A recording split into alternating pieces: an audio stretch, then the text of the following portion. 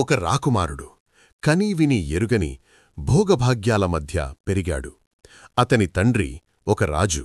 ప్రపంచంలోని ఏ బాధ, ఏ కష్టం తన కొడుకు కంటపడకూడదని కోట గోడల మధ్య అతన్ని దాచిపెట్టాడు. వృద్ధాప్యం, అనారోగ్యం, మరణం అంటే ఏమిటో అతనికి తెలియదు.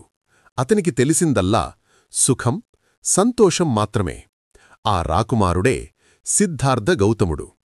కాని విధిని ఎవరూ ఆపలేరు కదా. 29 సంవత్సరాల వయసులో సిద్ధార్థుడు మొదటిసారి కోట దాటి బయటకు వచ్చాడు.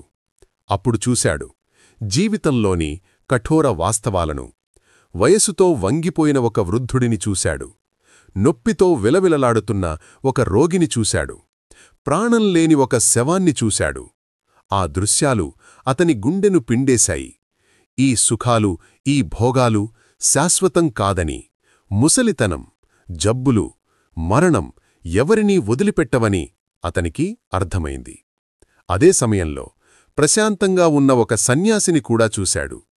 ఆ క్షణంలోనే సిద్ధార్థుడు ఒక నిర్ణయం తీసుకున్నాడు. ఈ దుఃఖానికి కారణం ఏమిటి? దీనినుంచి బయటపడే మార్గం లేదా? ఈ ప్రశ్నలకు సమాధానం వెతకాలని నిశ్చయించుకున్నాడు. ఒక అర్ధరాత్రి తన రాజ్యాన్ని, కట్టుకున్న భార్యను, కన్న కొడుకును నిద్రిస్తుండగా వదిలిపెట్టి సత్యం కోసం బయలుదేరాడు. ఆ త్యాగాన్నే చరిత్ర మహాభినిష్క్రమణం అని పిలుచుకుంది. ఆ తరువాత 6 సంవత్సరాలు కఠోర తపస్సు చేశాడు. శరీరాన్ని శుష్కింపజేశాడు. కాని జ్ఞానం లభించలేదు.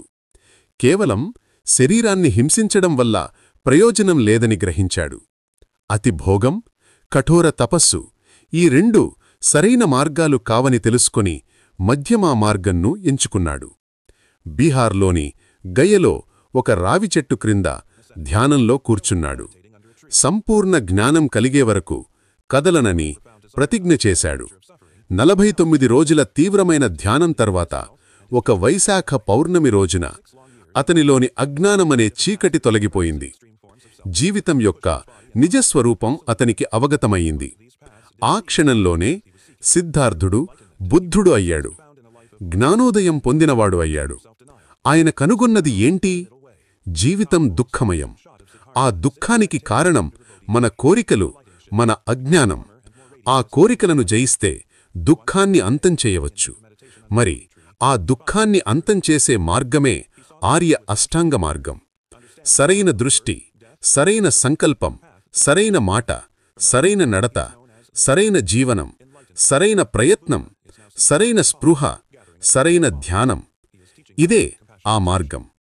ఆ తరువాత 45 సంవత్సరాలు బుద్ధుడు తాను తెలుసుకున్న సత్యాన్ని ప్రజలకు పంచిపెట్టాడు. కుల, మత, లింగ భేదాలు లేకుండా అందరికీ ధర్మాన్ని బోధించాడు. ఆయన సృష్టించిన సంఘం ఆయన బోధనలను ప్రపంచమంతా వ్యాపింపచేసింది. 80 సంవత్సరాల వయస్సులో తన చివరి క్షణాలలో ఆయన తన శిష్యులకు ఒకే ఒక్క మాట చెప్పాడు. అదే బౌద్ధ ధర్మం యొక్క సారం. అప్పో దీపో భవ. నీకు నువ్వే దీపంలా ఉండు. నీ విముక్తి కోసం ఇతరులపై ఆధారపడకు. నీ మార్గాన్ని నువ్వే వెలిగించుకో. నీకు నువ్వే శరణు. ఈ మాటలు కేవలం ఆయన శిష్యులకే కాదు, వేల సంవత్సరాలుగా మానవాళి మొత్తానికి దారి చూపిస్తూనే ఉన్నాయి. మనలోని శక్తిని మనమే గుర్తించాలని, మన జీవితానికి మనమే బాధ్యత వహించాలని గుర్తు చేస్తూనే ఉన్నాయి.